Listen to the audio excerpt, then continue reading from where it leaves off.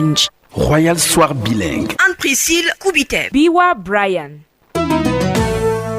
Le journal.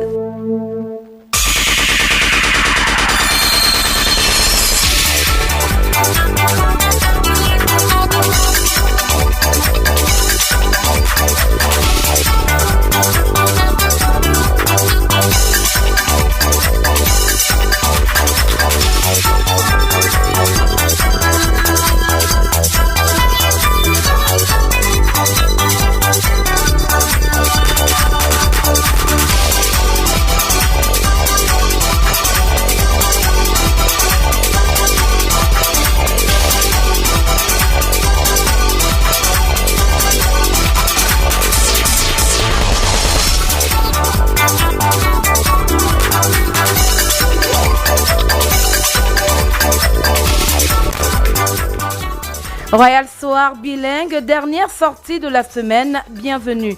Good evening, Biwa Mark Brian. Good evening, Anne-Priscille. The headlines. L'urgence de sensibiliser contre le diabète est une évidence face à l'augmentation annuelle de la prévalence de la maladie. Le 18h tend le micro aux Yaoundéens en vue de recueillir leurs méthodes de prévention à l'occasion de la Journée mondiale du diabète ce 14 novembre 2025. And in politics elections, Cameroon has moved focus to the upcoming regional elections across the country. The official campaign period has been set for November 30 for the regional elections, which starts tomorrow, Saturday, November 15, as stipulated by the Electoral Code. Those were the headlines. Stay tuned for the development of these stories and more. Royal Soir, première partie. Anne-Priscille Koubité. Bonsoir à tous. Ouvrant ce journal en santé, ce 14 novembre 2025 se célèbre la Journée mondiale du diabète. Le diabète touche tous les âges, c'est le thème de l'édition 2025. La prévalence de la maladie augmente chaque année, d'où l'urgence de sensibiliser. Et parlant de cette sensibilisation, combien sont-ils à prendre conscience de cette pathologie? Comment font-ils pour l'éviter? Reportage Dorine Bimi, reporter, rédaction centrale. Le thème choisi par l'Organisation mondiale de la santé, le diabète touche tous les âges, pousse certains Camerounais à prendre conscience de cette pathologie et emploient des méthodes adéquates pour la repousser. Moi, je pense qu'il faut consommer moins de sucre parce que le diabète, vraiment, il y a beaucoup d'Allemands qui ont le sucre. Bon, c'est vrai que c'est pas facile, mais il faut essayer parce que c'est pour la survie de tout un chacun. Les sucreries et tout ça d'abord pour commencer. Enfin, j'ai vu des exagérations. Des millions de personnes vivant avec le diabète rencontrent chaque jour des obstacles pour gérer leurs conditions au travail. Une pathologie qui concerne tout le monde et même les sportifs, tel indiqué par un coach sportif, Victorine Fomo. Le diabète, c'est quelque chose, c'est une pathologie qui concerne tout le monde et y compris les sportifs. Et moi, je vais aller avec ça dans le côté sportif. Parce que beaucoup de sportifs, après l'activité, ils négligent. Ils mangent n'importe quoi, ils dorment n'importe quoi. Donc leur hygiène de vie pose problème. Et maintenant, le fait qu'on a dit, une des causes de diabète, c'est beaucoup de sucre. Et contrairement au sport, beaucoup de sucre, ils prennent beaucoup de sucre pour avoir beaucoup d'énergie. Donc il faut être contrôlé. Et souvent, ceux qui finissent l'activité sans redresser progressivement, ils ont le problème mais pour ceux qui sont contrôlés, effectivement, avec le sport qui élimine, avec les activités physiques qu'ils font, ça peut le garder et ils sont bien en forme. Mais c'est une pathologie qu'on doit prendre en conséquence dès des bases. Qualifiées de tueuses silencieuses par les spécialistes de la santé, les Yaoundéens se préoccupent également d'une alimentation moins grasse et sucrée pour l'éviter. En politique, élection des conseillers régionaux du 30 novembre 2025. Demain marque le début de la campagne électorale. Les partis politiques et candidats du commandement traditionnel sont à la conquête des suffrages des 25 000 électeurs qui constituent les deux collèges électoraux des conseillers municipaux et des chefs traditionnels. À 15 jours du scrutin, Elections Cameroun rassure côté préparation matérielle, comme le confirme l'éditorialiste politique et chef d'ex-politique Jean-Marie Anaba. Les 10 délégués régionaux d'Elections Cameroun en conclave à Yaoundé sont unanimes. Le scrutin du 30 novembre 2025 se déroulera sans faute. L'heure est à la préparation matérielle. Serge Bourdon, Outia, délégué régional et les camps pour le littoral. Nous sommes suffisamment prêts. Nous avons le matériel, nous avons le fichier électoral qui est connu. Nous avons des cartes d'électeurs que nous allons distribuer à partir de lundi. Les commissions qui accompagnent cette élection également seront constituées bientôt. Comme le littoral avec ses 4 départements, l'élection des conseillers régionaux se tiendra dans les chefs-lieux des 58 départements du pays avec 2 collèges électoraux différents qui voteront le même jour. Il est donc question pour Elections Cameroun d'être au service de ces 25 000 électeurs et cela passe par l'harmonisation des procédures, le toilettage du fichier électoral et la répartition des bureaux de vote. Michel Arlette ici, délégué régional et les camps pour le centre. Il faut dire que pour la région du centre, nous aurons 33 bureaux de vote. Le fichier électoral est encore en cours de validation. Madame Nanandeli Stéphanie Noël, déléguée régionale et les camps pour la Damawa. Nous sommes dans la phase d'assainissement du fichier des grands électeurs. Il faut que nous ayons un bon fichier matériel est déjà disponible. Elections Cameroun va à cette élection avec les chaleureuses félicitations du président de la République suite à l'organisation sans faille de l'élection présidentielle. Mais l'organe électoral peut mieux faire. Dr Eric Soucet, directeur général des élections. Il n'y a pas de petite élection. Les régionales, c'est une élection de 25 000 électeurs, mais sachez que les enjeux sont les mêmes. Il faut que le 30 novembre, on soit dans les bureaux de vote. Très souvent, quand on a gagné un grand match, on se donne la grosse tête. Une équipe de ligue vient vous éliminer. Dès demain, 11 partis politiques et les représentants du commandement traditionnel ont 15 jours pour séduire et convaincre l'électorat. À quoi s'adonnent les Camerounais au lendemain de la crise post-électorale? Quel est leur état d'esprit? Ce sont des questions qui, en réalité, sont des préoccupations essentielles qui se ramènent toutes à l'avenir du Cameroun après une période aussi délicate. Voici l'éditorial de Jean-Bastien Tchala, éditorialiste sociopolitique à Royal FM. Ce Cameroun auquel nous aspirons tous finira-t-il par naître? Actuellement, l'accouchement se fait par césarienne avec le risque d'étranglement du nouveau-né. Parmi les facteurs de risque et qui sont mortifères, il y a la démocratie et son corollaire de déception. Et il y a nos mentalités. La crise post-électorale a permis d'évaluer notre niveau actuel d'ensauvagement. Certains cancres de la République se plaisent à exacerber le tribalisme et l'ethnofascisme avec comme fond de commerce l'arrivée ou le maintien au pouvoir. La chasse aux dividendes politiques est la prédilection, même au niveau du plus petit Camerounais qui parfois se retrouve à dire que lui aussi peut être ministre et que le président doit le nommer. Ironie ou conviction, ce Camerounais lambda est bel et bien le produit d'un moule social qui a convaincu tout le monde que c'est le poste de ministre qui vous offre tous les privilèges et tous les pouvoirs. C'est la conséquence du comportement omniscient et omnipotent de nos ministres depuis des décennies. D'ailleurs, au quartier, ne dit-on pas que être ministre permet de s'enrichir à la vitesse de l'éclair? Et tout le monde souhaite être nommé, surtout quand certains ministres déroulent une incompétence notoire. L'artiste parlait d'Akaomanga et il avait pleinement raison.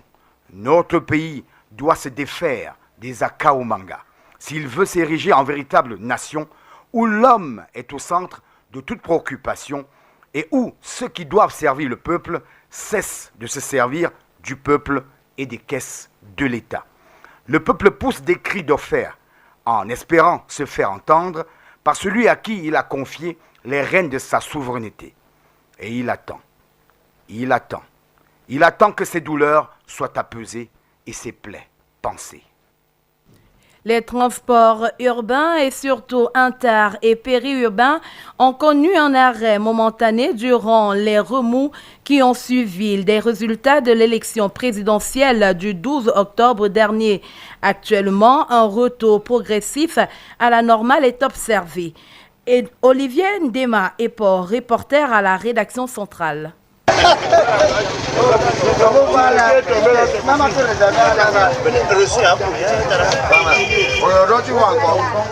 Gare de l'Est dans la ville de Yaoundé, il est 8h30. Telle est l'ambiance qui prévaut dans cette gare qui dessert de nombreuses villes du pays, notamment de la région de l'Ouest. Ici, l'activité a repris son cours. Kamga Fabrice, employé d'une agence de transport reliant Yaoundé et le département du Noun, le confirme. Les choses sont mises en place donc, au fur et à mesure. Comme il y a eu l'affluence, on a chargé 2 bus. Les sorties ont commencé. La semaine après la proclamation, ça a repris après le serment du président. Il y a eu une réunion avec le ministre du Transport, les patrons. Il a donné l'accord qu'il fallait que les gens commencent à voyager. Les gens étaient inquiets.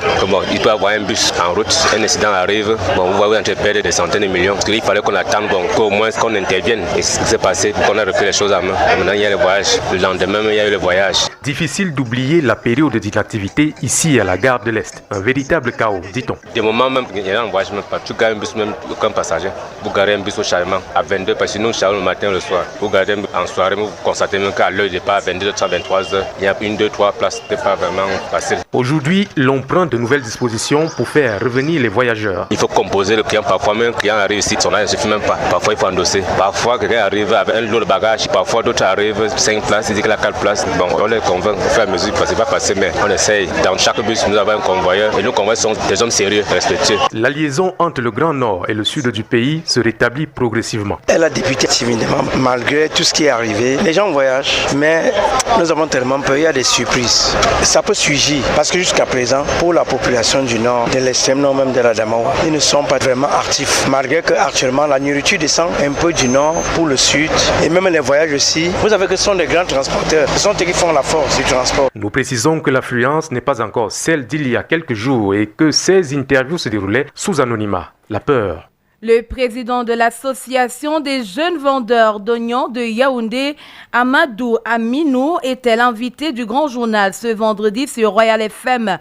Dans l'extrait que vous allez écouter, il se prononce sur la récente sortie du ministre du Commerce et prévient les populations sur la probante flambée des prix des denrées alimentaires pendant la période des fêtes de fin d'année.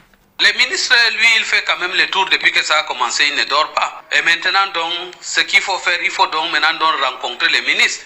Parce que vous savez que chaque domaine a des syndicats, a des représentants, donc il y a des commerçants. Donc nous aussi, on va rencontrer les ministres en tant que les hommes de terrain pour voir les conseils qu'on peut discuter.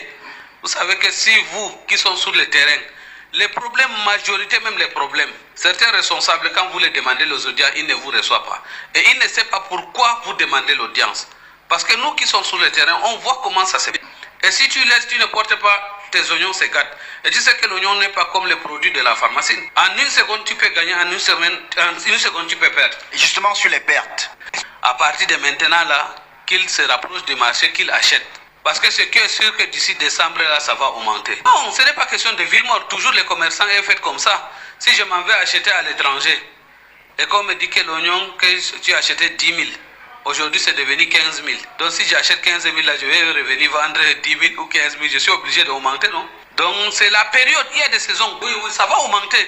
C'est sûr que l'oignon est moins cher à partir de janvier, février, mars. Avril là jusqu'à avril, mai, là l'oignon est un peu, mais à partir de août jusqu'à montant là, c'est là que l'oignon grimpe quand même. Ce n'est pas seulement Cameroun celle qui consomme. Vous savez que Centrafrique c'est nous qui les servons. Gabon, les deux Congo, même Guinée, donc tout ça là c'est nous qui les servons. Et c'est pour cela que vous voyez chez nous, que ceux qui font la politique n'ont qu'à faire leur politique, parce que eux, ils ont les chambres froides chez eux. Hein, c'est les bas peuples là qui souffrent. Et nous tous, on a vu.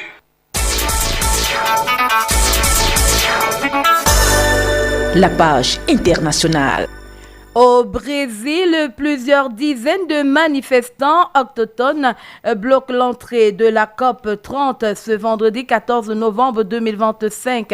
Ils dénoncent la violation et le vol de leurs terres sur lesquelles une ligne de chemin de fer sera construite. Un projet qui, s'il entrer en application, va réduire leur espace de vie et détruire des forêts. La manifestation se déroule dans la ville de Belém.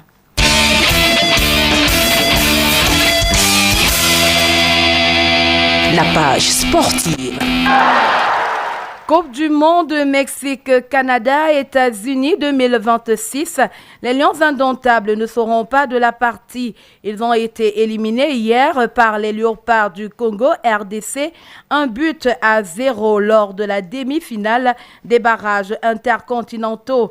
La finale de cette phase de rattrapage se jouera entre le Nigeria et la RDC. The second part of the news in the English language with Biwa Brian. We begin in health, where today, November 14, marks the World Diabetes Day, observed globally to raise awareness about the growing impact of diabetes on the public health. On this occasion, health authorities in Cameroon have urged citizens to adopt healthier lifestyles and monitor their blood sugar levels, plus seek regular medical checkups. Across the country, hospitals and clinics organize screening campaigns, public lectures, and community outreach programs to educate people about the risks and management of diabetes, with this year's theme being diabetes and well-being. Mengwa Alexandria Gears is a nurse, and she talks about the risk factors of diabetes. Take a listen. Diabetes is one of the major diseases affecting people across the world. This is simply because of their lifestyle changes. For example, unhealthy diet, obesity. We have also genetic predisposition, that is your family history, where you come from, your tribe. It's also a factor of you getting diabetes. For example, if your dad had diabetes, if your mom had diabetes, if your grandparent had diabetes, you stand a chance to have diabetes too. You also have age. The population increases with age. But above that, there are also other factors like economic factors, which limits us and exposes us to unhealthy foods, like when you eat a lot of junks, a lot of fast food, and then you don't have access to healthcare. That stands a chance for you to have diabetes. And in our recent world, we are going to notice that diabetes touches children, older people. Gone are the days where we used to think that diabetes is related only with the old. Now children are exposed because you have obesity in children, so this are highly exposed population. So we need to be careful on everything we do, the way we feed, the way we exercise, in order to stay healthy.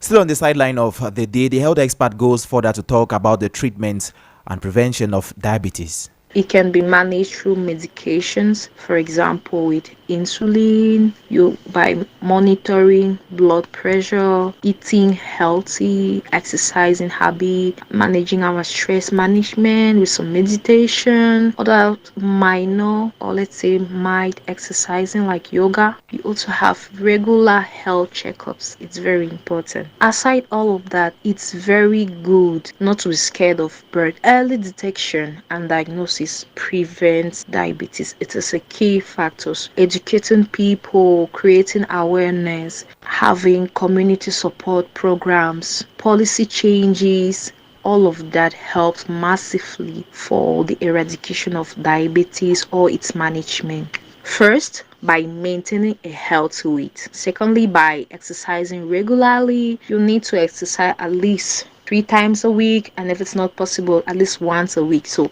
a little bit of walking daily helps. Maintaining a balanced diet, it's equally very much encouraged. Limiting your sugary drinks, that is being soda, be it anything that is factory produced. We have to prioritize everything that is natural juice, natural drinks, and even natural fats. As we age, we have to learn how to monitor our blood pressure and our level of cholesterol. That still has to do with our way of eating, our feeding habits. Far away from health, the official campaign period for the November 30 regional election commences tomorrow, Saturday, November 15, as stipulated by the Electoral Code. In preparation, Elections Cameroon held an evaluation meeting yesterday with all its regional delegates, during which a majority of the delegates confirmed their readiness to conduct the elections within their respective regions.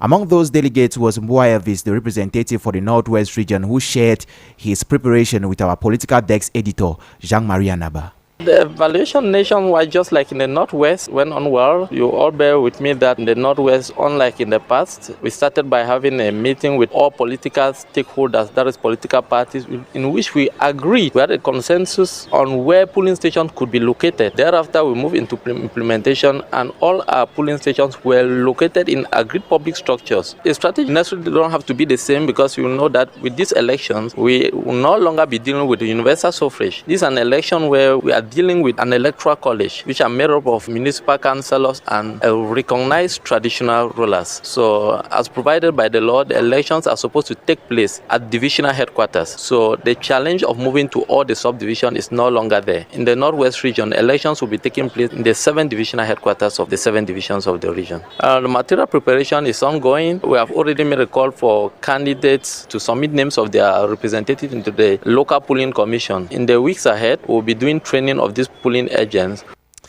In the meantime, following post-electoral violence that erupted in some parts of the country, a good number of measures were adopted by governments of Cameroon in a bid to return normalcy, with socio-economic activities regaining their pace.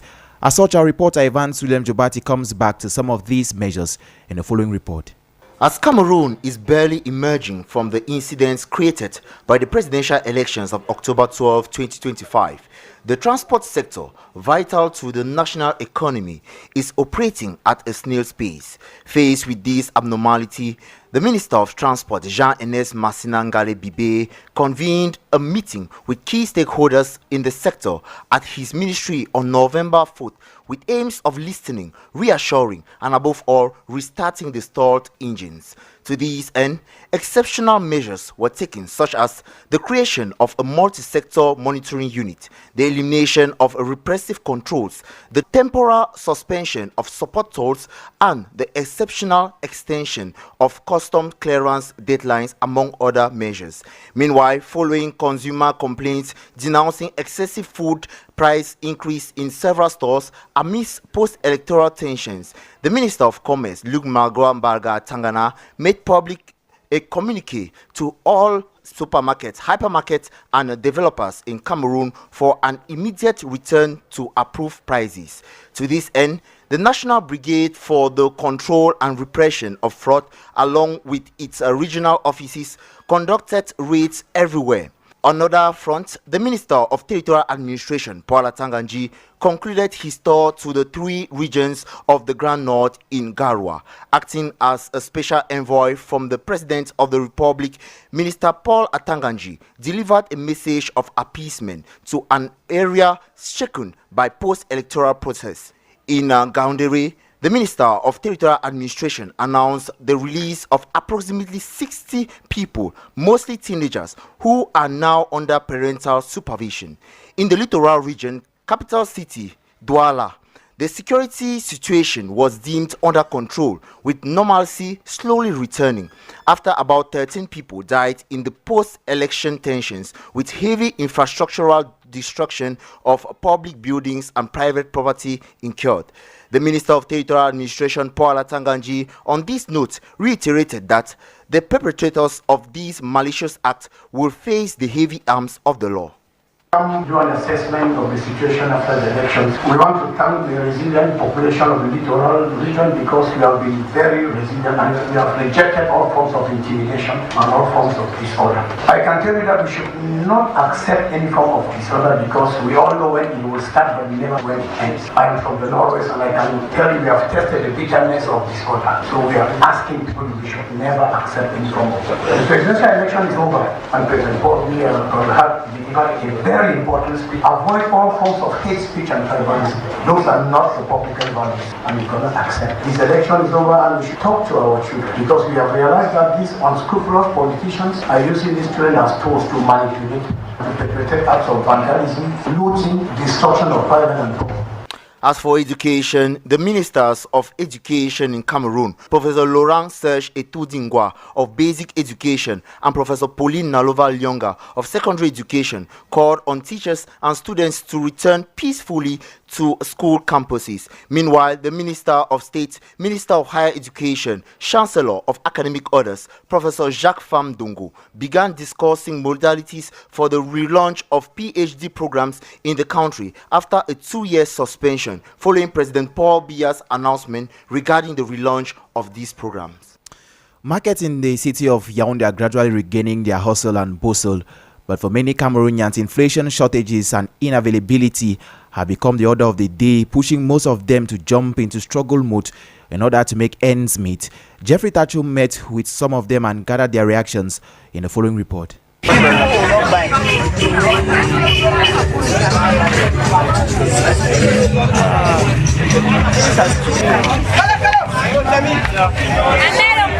Here is the atmosphere at the market square of the Essos neighborhood in Yaoundé, a couple of weeks after the post-electoral unrest that paralyzed business activities in many parts of Cameroon. Although most of these activities have effectively resumed in this market, they have started to feel the impacts of recent events on their businesses. Everything is there now. These spices that come down from Bamenda, the thing is not more coming. So, and if you buy one packet for 12,000 francs, leaks 10,000, you cannot sell it until your money come out. So, as first we bought it for 2,500, but now it's going 12,000, 7,000, 10,000. We were buying tomato 4,500. In that election, but now they are selling in 9,000. I'm not even more selling tomatoes.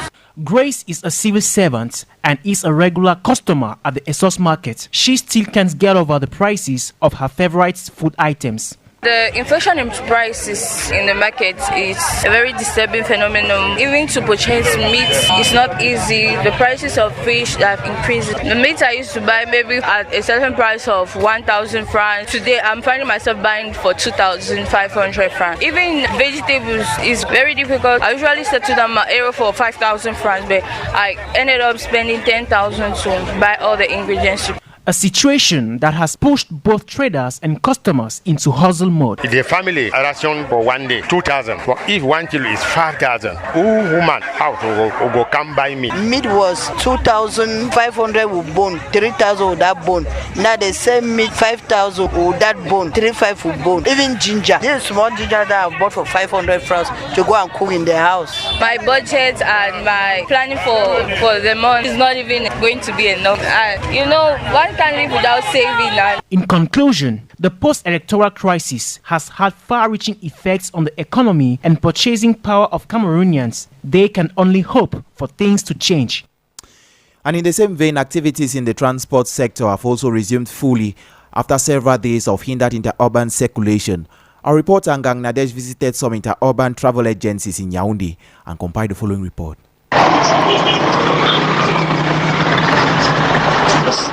The Biamasi neighborhood is bustling with energy as people flock into interurban travel agencies.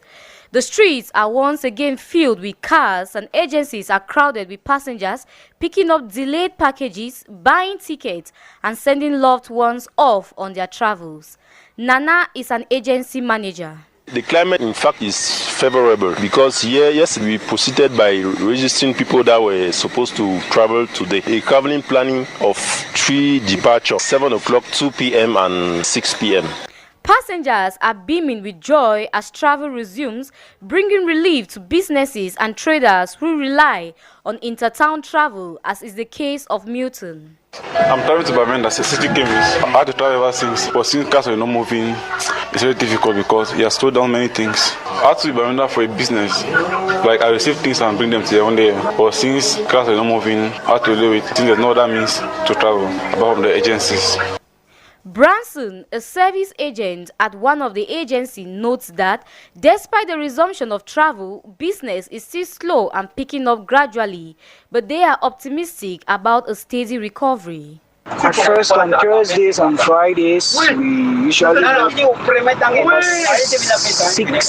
between 4 to 6 buses in the night shift, and in the day it's actually moving. Right now we are able to book 3 buses. The things started taking off like really effective. Like started yesterday. Yesterday we managed to book 4 buses, of course in the direction of the Eastern region. To sum it all, the resumption of interurban travel has brought relief to passengers as well as businesses, but the industry is still recovering gradually. While there is sign of excitement and optimism, challenges persist and stakeholders are hopeful for a steady return to normalcy. And we talk sports, where the Indomitable Lions of Cameroon will not participate in the 2026 World Cup in USA, Canada, and Mexico. The team initially failed to secure a direct qualification ticket during the group stage of the qualifiers and subsequently squandered a second chance to keep their World Cup dreams alive by failing to capitalize on a playoffs opportunity courtesy of a 0-1 defeat in the hands of the Democratic Republic of Congo yesterday.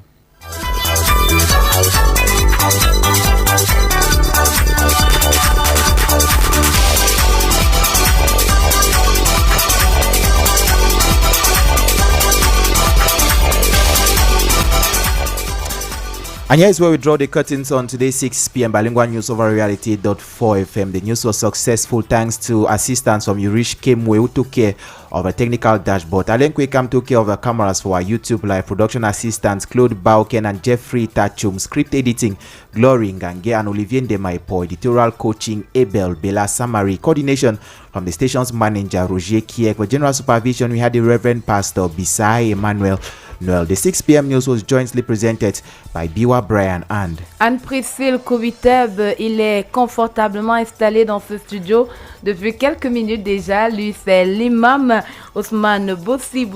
Bonsoir. Bonsoir Anne-Priscille, bonsoir Brian. Comment vous allez? Nous remercions le Seigneur, nous sommes debout. Vous êtes là pour la voix de l'islam. Effectivement, aujourd'hui on va sortir avec notre thème qui est alléchant, comment préserver l'honneur du croyant pendant les périodes de troubles. Nous savons tous que pendant les périodes difficiles, les gens sont déshonorés, les gens, ça va dans tous les sens. On affiche, pour ne pas dire souvent même jusqu'à la nudité de certaines personnes dans les médias. Et est-ce que le musulman est encore préservé? Est-ce que le croyant est préservé dans cet embryonnage? Dans tout ceci, donc voilà